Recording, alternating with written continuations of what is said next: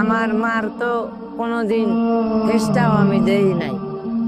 যখন আমি সিজারে জন্মগ্রহণ করি তখন আমার মা খালি চুল কিলে নিকে বসে মারা যায়। তা আমি আমি আল্লাহ তারে কমু, আমার যা কষ্ট হইতাছে না, আমি মানুষের দাদা হাত পাইতে পাইতে খাইতেছি না, আল্লাহ দেখতেছে না, আল্লাহর বিচার একদিন করব।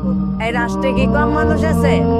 হ্যাঁ, চাইলে তো হেল্প করতে পারে, 500 টাকার ব্যাপার, চাইলে তো হেল্প করতে পারে, কিংবা আমার হাতটা ধরে লগে করে বড় বাজার নিয়ে যাইতে পারে, এমন কোনো দয়ালু ব্যক্তি না।